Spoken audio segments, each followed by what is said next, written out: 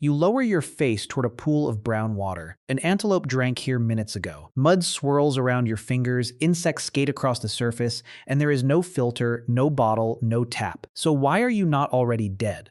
The answer is not that your ancestors were immune to dirty water. They were not. Parasites entered their bodies. Bacteria caused diarrhea. Infections killed children and weakened adults. But the water itself was only one part of a much larger survival system. Your ancestors did not survive by making every drop clean. They survived by becoming extremely good at finding the least dangerous drop available. That difference changes the entire picture. Modern water problems are often problems of concentration. Thousands or millions of people live close together. Human waste enters the same rivers, pipes, and groundwater that other humans depend on. A single contaminated source can spread disease across an entire city.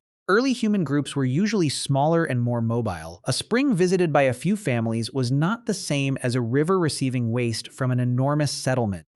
The water could still carry pathogens, meaning organisms that cause disease, but contamination was often less concentrated. Your ancestors were not drinking from a prehistoric sewer. They were drinking from landscapes they knew in extraordinary detail. Which hollow held rain longest? Which spring continued flowing during the dry season? Which pool became foul after animals crowded around it? That knowledge was not trivia. It was life insurance. At Olduvai Gorge in Tanzania, geologist Gail Ashley and her colleagues found evidence that freshwater springs repeatedly attracted early humans around 1.8 million years ago. The surrounding lake was sometimes salty and alkaline, meaning its water contained minerals at levels that made it poor for drinking. Yet groundwater rose through faults in the earth and created small freshwater oases. Stone tools and animal bones accumulated near these wet places. That was not an accident. The spring offered drinking water, shade, plants, prey, and perhaps a safer place to process food. In a dry landscape, a patch of reliable water pulled life toward it like gravity. Your ancestors did not wander randomly until thirst nearly killed them. Their movements were organized around places like this. Water shaped the map inside their heads. Hydrogeologist Mark Cuthbert and his colleagues later modeled hundreds of springs across East Africa. Their work suggested that groundwater could remain available even when lakes shrank and rainfall failed. They called these places hydrorefugia, which simply means watery refuges that survive during dry periods. Imagine an enormous region becoming hotter and browner. Grass disappears, seasonal pools crack into dust, but one spring still leaks from the base of a rocky slope. That spring becomes a meeting point for animals, predators, and humans. It is useful. It is also dangerous. Your ancestors must approach while watching the reeds, the mud, and every possible hiding place. Clean water was never separate from predator risk. A perfect pool guarded by lions was not perfect.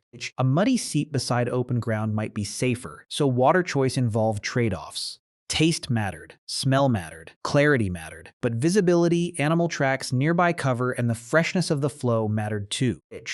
A moving spring was usually a better bet than a stagnant puddle. Even if no one understood microbes, your ancestors did not need germ theory to recognize patterns.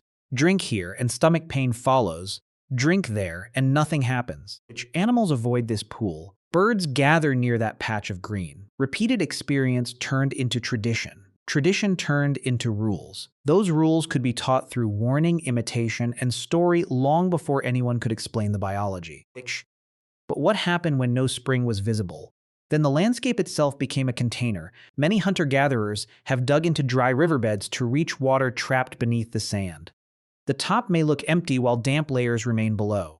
A shallow hole allows water to seep in. It may still be cloudy, but sand can remove some suspended dirt as water moves through it. This is not sterilization, it is source improvement. Roots, tubers, fruits, and animal tissues also supplied water. A juicy plant does not replace drinking forever, but it reduces how much free water the body must find. Food and hydration were never completely separate problems. The Hadza of Tanzania, studied by researchers including Frank Marlowe and Julia Burbesque, rely on foods such as berries, tubers, baobab, honey, and meat. Their exact diet changes with season and location. That flexibility matters because water availability changes too. A camp cannot remain where thirst outruns food. Mobility becomes the filter. When one water source deteriorates, the group moves. When a seasonal river dries, knowledge of another place becomes more valuable than any object. The safest water may be 20 kilometers away, and survival depends on remembering the route. This is where the human body enters the story. You are an unusually sweaty ape. Sweat allows heat to leave your body when it evaporates, which helps you walk and run in hot environments. But this cooling system spends water. Every long search for food creates a second search for hydration. That should have been a disastrous design. Yet a 2021 study led by anthropologist Herman Pontzer found that humans turn over less water than other great apes after accounting for factors such as body size, climate, and activity. Water turnover means the amount entering and leaving the body over time. The researchers estimated that human turnover was roughly 30 to 50% lower than in the apes they studied.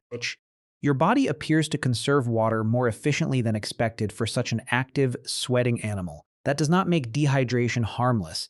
It makes the margin slightly wider. Your ancestors also changed behavior to protect that margin.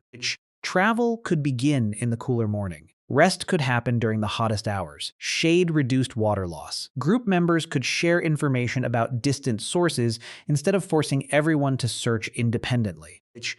The social group was part of the water system. An elder who remembered a spring from a severe drought carried something more important than strength. A skilled tracker could follow animals toward water.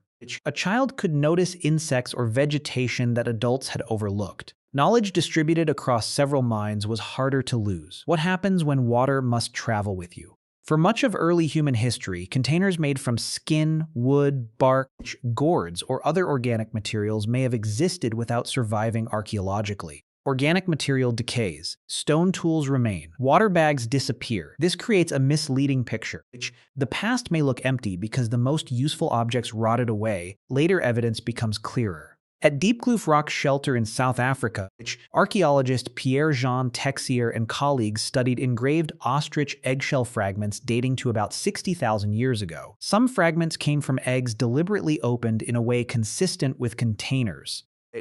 An ostrich egg can become a prehistoric canteen. It is light, it is strong, its narrow opening can be plugged.